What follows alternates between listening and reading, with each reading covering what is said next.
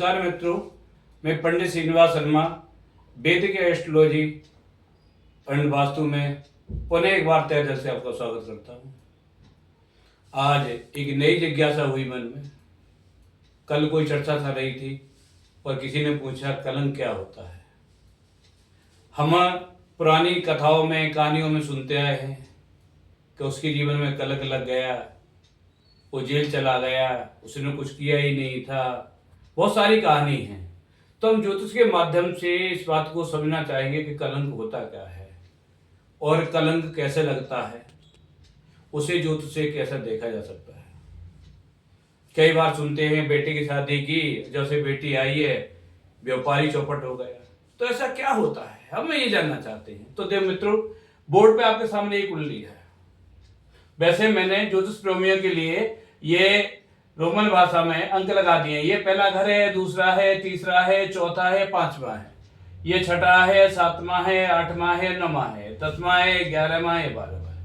इस तरह से ज्योतिष प्रेमी इस कुंडली को देखना सीख जाए। तो कई बार ये चर्चा करते हैं कि साहब पहला घर कौन सा होता है, तो मैंने समझाने के लिए सब रोमन भाषा में लगा दिए। तो मित्रों, ये नवा घर हमारे भविष्य का होता है और पंचम घर हमारे पूर्व जन्म के कर्मों का होता है। पंचम भाव है यहाँ पर। तो नवा घर ही हमारा फ्यूचर भविष्य तय करता है। अगर इसमें कोई पाप ग्रह हो तो आप सोचिए कि भविष्य में आप पर जीवन में कलंक लगने वाला है। आप अपने ही कृत कर्मों में फंस जाएंगे जब वो पाप ग्रहों के समय दशा आदि आएगी, बिना किए ही फंस जाओगे। और पंचम घर में पाप ग्रह हो तो आप ये समझिए कि आप दुनिया में पाप की गठली लेकर आए हैं, जो यहां से पंचम लगन यहां प्रकट होगी और यहां पर आपको भोगनी पड़ेगी।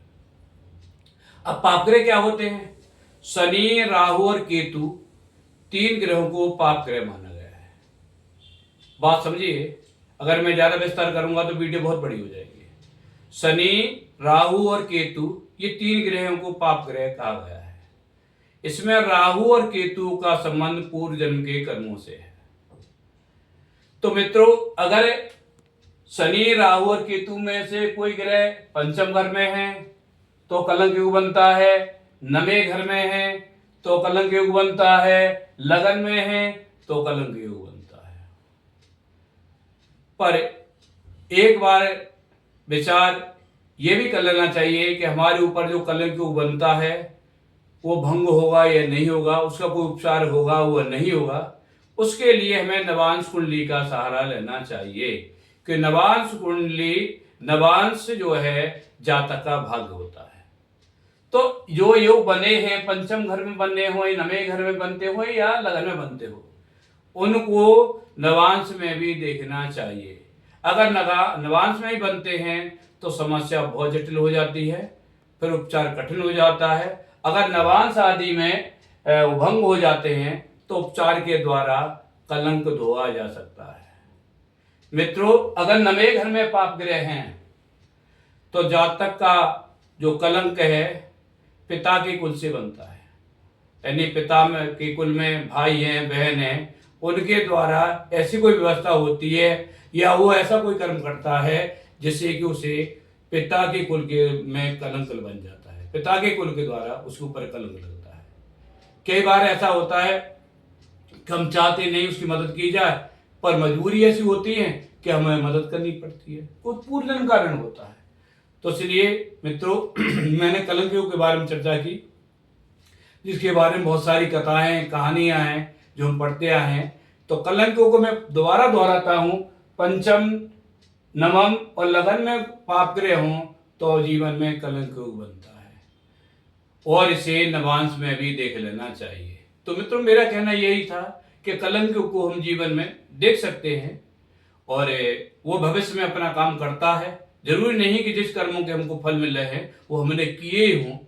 अगर भाग्यवश, क्योंकि भाग्य का ही भाव होता है नवागर, अगर हमें कोई प्रकृति पनिशमेंट देना चाहती है, फंसाना चाहती है, तो बरबस से ही हमारे सामने व्यवस्था पैदा हो जाती है जिससे निकलना कठिन हो जाता है।